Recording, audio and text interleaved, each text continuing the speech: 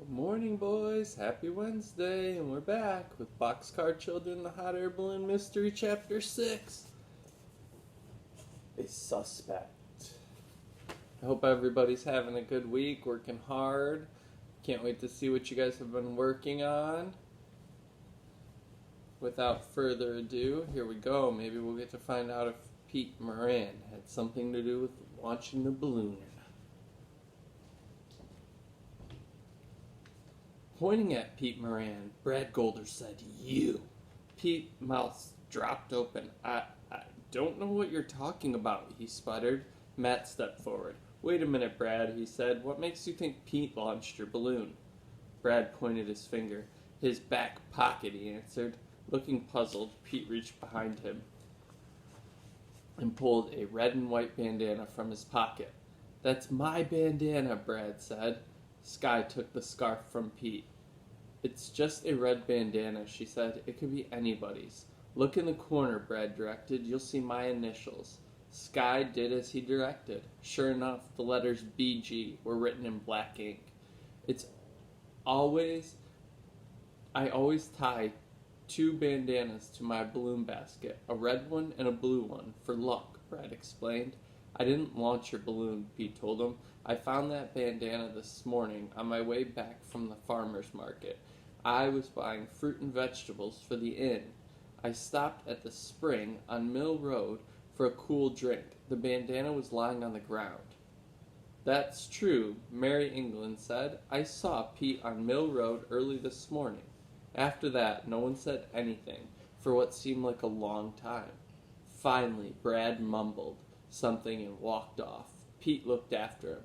Then he turned to the waiting group. He forced a smile and said, "Let's eat."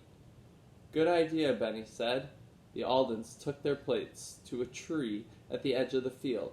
"If I'd known we would have a picnic, I would have brought our blue cloth," Jessie said. The blue tablecloth was a reminder of their days in the boxcar. "And I would have brought my old pink cup," Benny put in. "We'll do fine without those things," Henry said. They sat in a circle in the shade of the oak tree. Mopping his forehead with a large white handkerchief, Hollis McKnight came up to them. "More trouble?" he asked, as he adjusted his glasses. "No, sir," Henry answered. Then what was all that commotion by Pete's station wagon?" Henry nodded. "Oh, that," he said. "Brad Golder thought Pete Moran launched his balloon." "Now why would he think that?" Mr. McKnight asked him. Jessie told him about the bandana. "Pete's telling the truth," he said. "I saw him out by the spring this morning. Mary England saw him too," Benny told him. Mr. McKnight glanced down at Benny. His eyes looked very big behind his glasses. "Mary? She told you that?"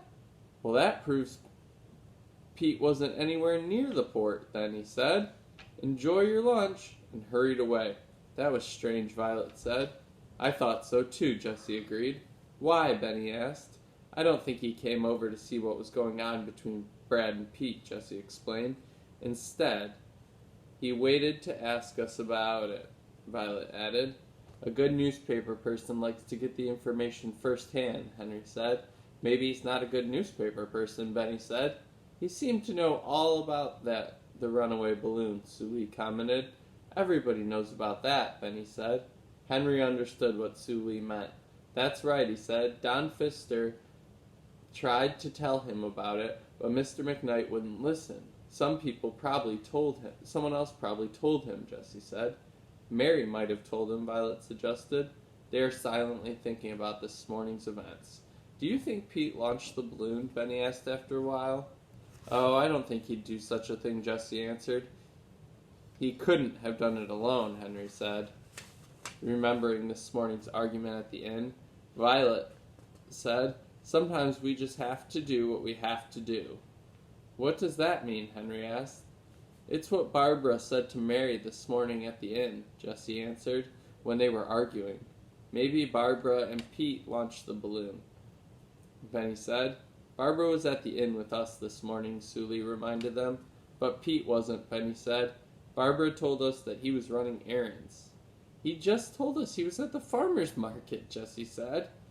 "He could have been fibbing," Sue Lee said. Right, Benny agreed. Maybe Barbara was nervous because she knew he was launching the balloon and she was afraid he'd get caught. Violet shook her head. Pete didn't do it, she said firmly. He's too nice. And why would he? Benny said.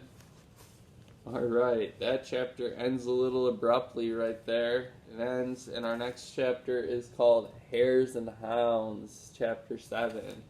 So we'll have to see. It seems like even the Aldens are divided on Pete, and I know some of your reactions were divided. Some of you said Pete does have something to do with it. Other ones said no way. So we'll have to wait and see what comes of this. Sounds good. I can't wait to see you guys soon. Talk to you guys. Keep working hard. I love seeing all the hard work you guys do, so keep on it. All right, I'll talk to you guys soon. Bye.